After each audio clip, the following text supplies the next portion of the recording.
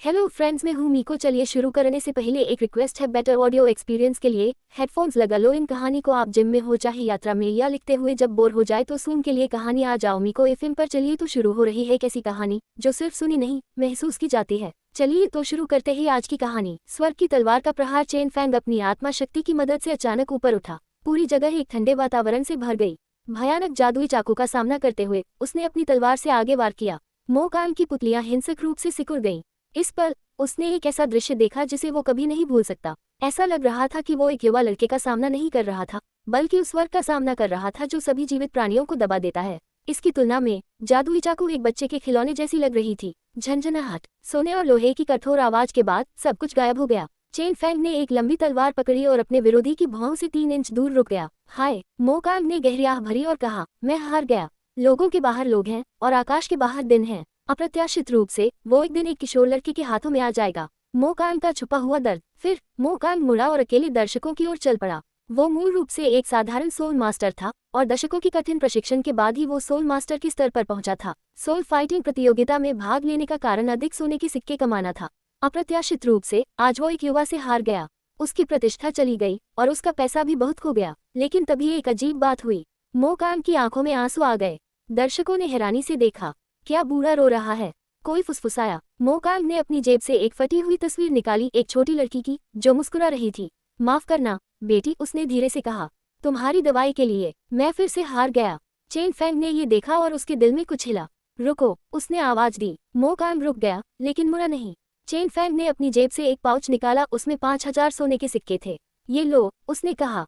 मोकांग चौंक गया। क्यों? क्योंकि चेन फैंग ने मुस्कुराते हुए कहा, तुम्हारी बेटी को तुमकी ज्यादा जरूरत है, मुझसे ज्यादा। दर्शकों की सीटों में दाई मुबाई और अन्य लोगों से गर्मजोशी से स्वागत हुआ। चेन फैंग, तुमने बहुत अच्छा किया। दाई मुबाई हंसा और कहा, मेरे लिए एक अच्छी राहत है। एक तरफ झू झू किंग ने तुरंत स्थिति को तोड़ दिया और कहा, क्या तुमने अभी नहीं कहा था कि तुम उम्मीद करते हो कि वो बूढ़ा आदमी भाई फैंग को सबक सिखाएगा? हाँ, सभी ने एक स्वर में कहा। दाई मुबाई का चेहरा लाल हो गया। ओह, क्या मैंने ऐसा कहा था? दाई मुबाई ने जल्दी से प्रतिक्रिया दी, बेवकूफी का नाटक करते हुए। फिर दाई मुबाई ने हल्की खांसी ली और मुस्कुराते हुए कहा, मैं भाई फैंग को जीतते हुए देखकर और भी खुश हूँ। जैसे ही उसने बोला, उसने उत्साहित आंखों से कहा, ये लगभग पागल है। भाई फैंग, तुम नहीं जानते, ये बूढ़ा आदमी हर दिन यहाँ आता है और एक सोल मास्टर मंच में कोई भी उसका प्रतिद्वंद्वी नहीं हो सकता, और तुमने अब उसे गंभीर रूप से निराश किया है। लेकिन तभी झू झूकिंग ने कुछ अजीब देखा। रुको, उसने कहा, मोकान। वो गायब हो गया। सभी ने चारों ओर देखा। बूढ़ा आदमी सच में गायब हो गया था। कहाँ गया? माँ हुंगजुन ने पूछा। चेन फैंग ने सिर हिलाया। शायद उसे जाना पड़ा। चेन फैंग ने हल्की सी मुस्कान के साथ कहा, बुनियादी संचालन। जैसे ही उसने कहा, उसकी आंखें श्याओवू पर पड़ गईं। दिल में थोड़ा अजीब महसूस हुआ। वो अभी भी यहाँ क्यों है? तार्किक रूप से क्या शियाओवू और तांगसान को 2v2 में भाग नहीं लेना चाहिए? शियाओवू ने चेन फैंग की नजर महसूस की और जल्दी से दूर देखा। गल लाल हो गए। क्या हुआ मुझे? उसने खुद से सोचा। मैं क्यों उसकी परवाह करती हूँ? लेकिन तभी तांगसान ने देखा। उसकी आंखें संकीर्ण हो गईं। शियाओवू और चेन फैंग, उसके दिल में एक अजीब भावना उठी, ईर्ष्या। नहीं, वो नहीं हो सकता। लेकिन फिर भी चेन फैंग, अचानक मुझे एक अच्छा विचार आया। चेन फैंग और अधिक सोच पाता इससे पहले दाई मुबाई ने उसके विचारों को बाधित किया। क्या विचार? चेन फैंग ने पूछा। दाई मुबाई ने मुस्कुराते हुए कहा, चलो एक टीम बैटल करते हैं, हम सभी एक साथ, और देखते हैं कौन सबसे मजबूत है। लेकिन उसकी मुस्कान के पीछे कुछ और छुपा था। एक योजना, एक ऐसी योजना जो चेन फैंग की असली ताकत को परखेगी और शायद उसकी कमजोरियों को भी उजागर करेगी। चेन फैंग ने कंधे उचकाए। ठीक है, मुझे कोई आपत्ति नहीं है। लेकिन उसके दिमाग में सिस्टम ने चेतावनी दी, सावधान, कुछ सही नहीं है। क्या टेढ़ा विचार? चेन फैंग हंसा। इस समय दाई मुबाई अच्छे मूड में था और उत्साहित होकर बोला, ये अच्छा विचार है। मैं चाहता हूँ कि हम दोनों एक टीम बनाएं और फिर सबको खत्म कर दें। मैंने पहले ही एक नाम सोच लिया है। चलो इसे फेंगचेन व्हाइट टाइगर कहते हैं। कैसा रहेगा? पफ। जैसे ही ये शब्द निकले, कई लोग हंसी में फूट पड़े। चेन फैंग ने गुस्से से कहा, फेंगचेन को जहन्नुम में जाने दो। ये लड़का पूरे दिन बेतुका रहता है। आज की लड़ाई सफलतापूर्वक समाप्त हुई कही जा सकती है, झू झूकिंग को छोड़कर। फिर जब सभी वापस लौटने वाले थे, माँ हुंगजुन ने मुस्कुराते हुए कहा, डीन ने मुझे दुकान में मदद करने के लिए कहा है, तो तुम लोग पहले वापस जाओ। जैसे ही उसने बोला, उसकी छोटी आंखें फिर से दाई मुबाई की तरफ गईं और उत्साहित होकर कहा, चलो चलो साथ चलते हैं। दाई मुबाई ने कड़ाई से कहा, नहीं, तुम जल्दी जाओ। इतना कहने के बाद उसने अपनी आंख के कोने से झू झूकिंग की तरफ देखा। ओह, तुमने अपना लिंक क्यों बदल लिया? ये तुम्हारे जैसा नहीं है, माँ हुंगजुन ने भ्रम में कहा। अप्रत्याशित रूप से दाई मोबाई ने तुरंत गुस्से से कहा, यहाँ से निकल जाओ, मेरा स्वाद अच्छा है। माँ हुंगजुन ने ठंडे स्वर में कहा, मुड़ा और असंतुष्ट होकर चला गया। लेकिन तभी एक अजीब बात हुई। जैसे ही माँ हुंगजुन मुड़ा, उसकी नजर एक काली छाया पर पड़ी, वही रहस्यमय व्यक्ति जो पहले ग्रेट सोल फाइटिंग एरेना में था। तुम, माँ हुंगजुन ने धीरे से कहा, लेकिन छाया गायब हो गई। क्या मुझे भ्रम हो रहा है? उसने खुद से सोचा। एक पल के बाद शियाओवू ने आंखें झपकाई और संदेह से कहा, बॉस दाई, उसी विफायर अर्थ ने क्या किया? ये माँ हुंगजुन को कई लोगों द्वारा दिया गया नया उपनाम था। पहले ये चेन फैंग बुला रहा था, लेकिन 2 दिनों के भीतर सभी ने भी बुलाना शुरू कर दिया। कोई रास्ता नहीं है, ये शीर्षक बहुत जादुई है। हाँ, दाई मोबाई हंसा और कहा, और क्या कर सकते हो? ईविल फायर अर्थ बस इसलिए है। ये सुनकर शियाओवू ने तुरंत घृणा दिखाई और कहा, वो फिर से मुसीबत पैदा कर रहा है। झू झूकिंग का चेहरा ठंडा था और उसने भी बीच में कहा, आदमी, तुम बहुत गंदे हो। जैसे ही ये शब्द निकले, सभी ने ध्यान दिया। चेन फैंग की भी अजीब आंखें थीं और अचानक उसे अपने पिछले जीवन का एक क्लासिक वाक्य याद आया। ओह आदमी, हॉट चिक। बस कुछ शब्द एक पल में लोगों को गुस्सा दिला सकते हैं। लेकिन तभी शियाओवू के दिल में एक अजीब उलझन उठी।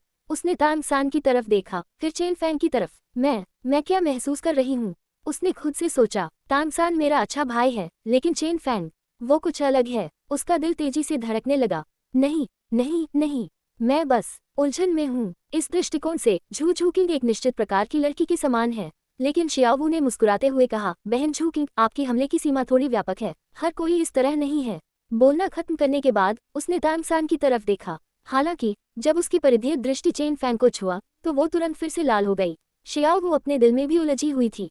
उसने तांग सान को एक अच्छा भाई माना, लेकिन चेन फैंग के बारे में उसे कैसा लगा? इतना जटिल। मानव दुनिया बहुत जटिल है।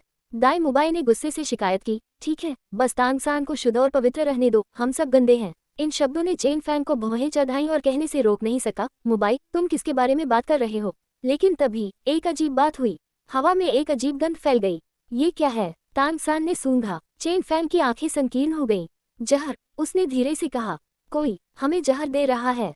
मैं। दाई मोबाई एक पल के लिए अवाक रह गया। ईमानदारी से कहूं तो अगर श्रेक अकादमी में एक व्यक्ति था जिससे वो सबसे ज्यादा गड़बड़ नहीं करना चाहता था, तो वो चेन फैंग था। वो एक असली राक्षस है।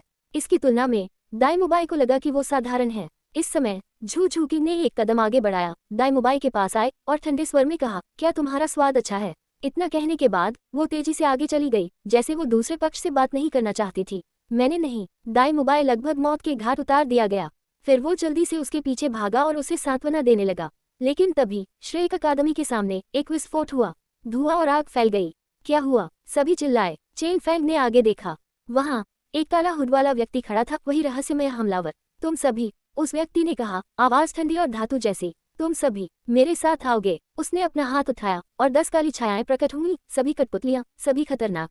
लड़ाई के लिए तैयार हो जाओ, चेन फैंग ने चेतावनी दी। और असली युद्ध अभी शुरू हुआ था। आत्मा शक्ति का सम्मिलन और गुलाबी तलवार का जन्म सिस्टम। तुम्हारे पास अभी भी कुछ है। इस समय दोनों शरीरों में आत्मा शक्ति लगातार प्रसारित हो रही थी और यहाँ तक कि खेती की गति दोगुनी से भी अधिक हो गई थी। चेन फैंग महसूस कर सकता था कि दूसरे पक्ष की आत्मा शक्ति उसे प्रेषित हो रही थी, जैसे वो जुड़ा हुआ था। अगर इससे अनुमान लगाया जाए तो आत्मा शक्ति सम्मिलन द्वारा उपयोग किए गए सोल स्किल निश्चित रूप से अधिक मजबूत हो सकते हैं। इस क्षण शियाओवू के बगल में एक बर्फ सफेद सॉफ्ट बोन खरगोश दिखाई दिया, जो गुलाबी रोशनी उत्सर्जित कर रहा था। 2 मार्शल स्पिरिट छायाएं धीरे धीरे करीब आई, जब तक कि सॉफ्ट बोन रैबिट पूरी तरह से टियांडाओ स्वॉर्ड मार्शल स्पिरिट में विलीन नहीं हो गया।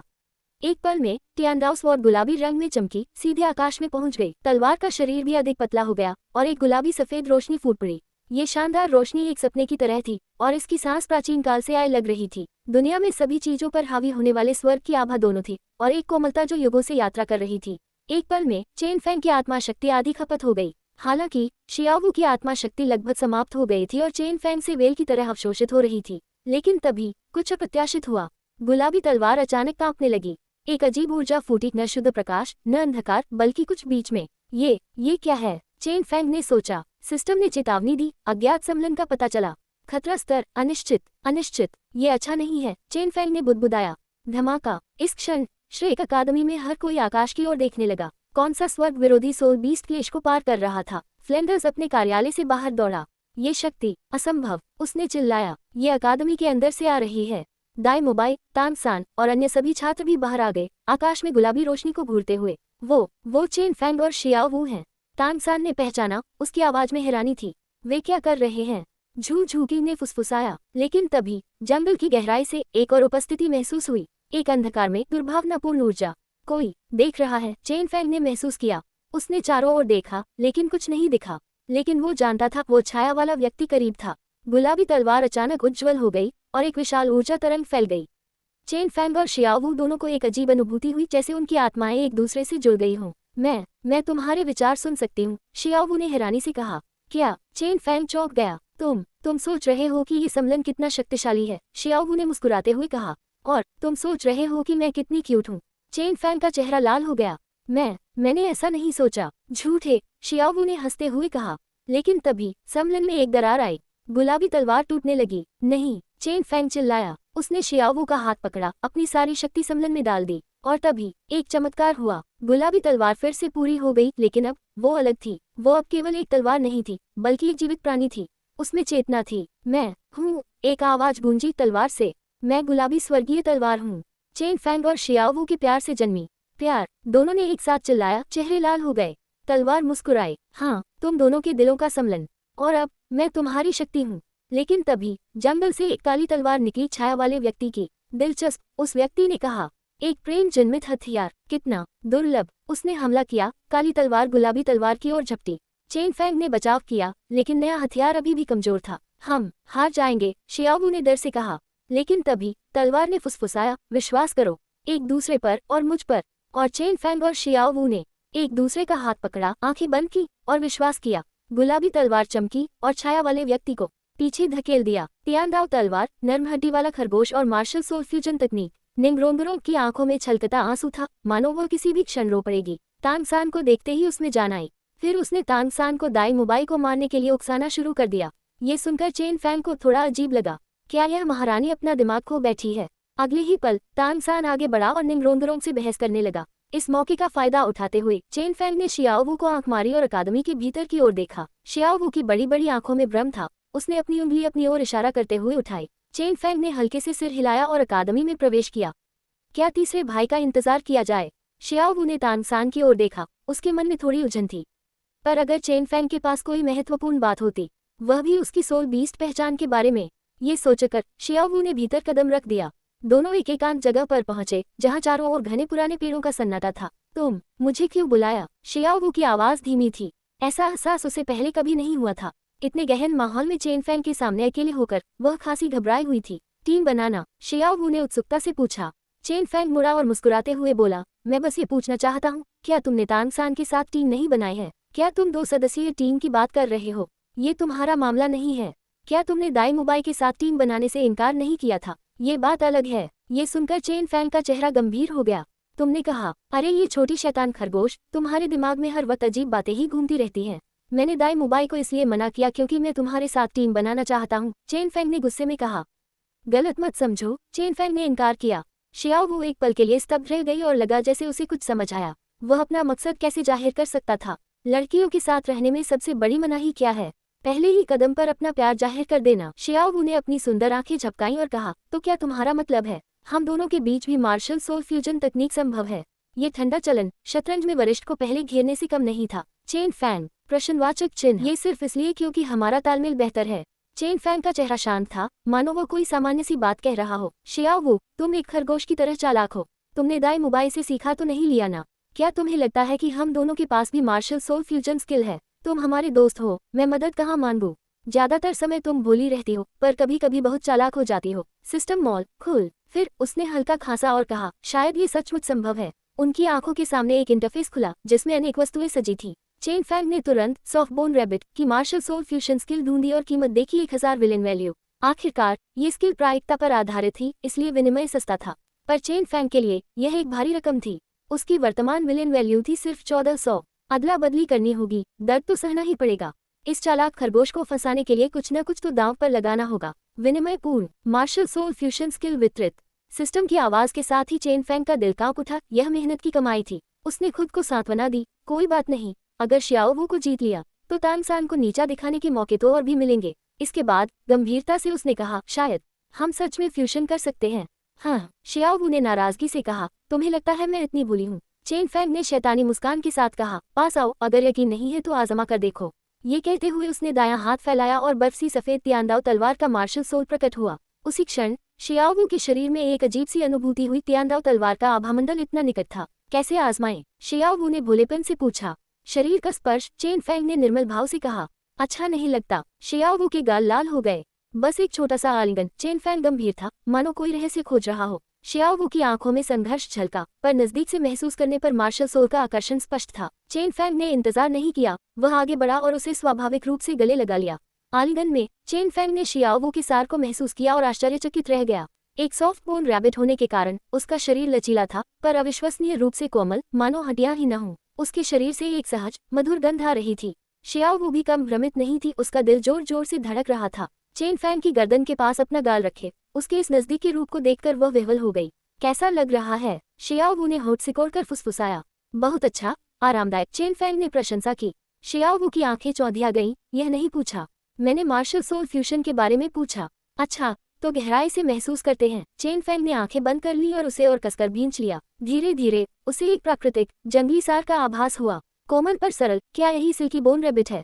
चेन फेंग की सोल पावर भी स्वतः प्रवाहित होने लगी। एक विशाल धवल आभा मंडल उभरा। शियाओवू के शरीर से एक प्राकृतिक कोमल गुलाबी आभा फूटी। अवचेतन में उसने भी चेन फेंग को कसकर गले लगा लिया। दो पुनर्तः भिन्न पर संपूरक आभाएं उनके शरीरों के चारों ओर धीरे धीरे घूमने लगी, फिर तेज होती गईं। दोनों को एक अद्भुत अनुभूति हुई, मानो वे एक दूसरे के शरीर में समा रहे हों। उनकी आत्माएं भी उन्नत हो रही थी। इतनी अधिक अनुकूलता! चेन फेंग की आंखों में विस्मय था।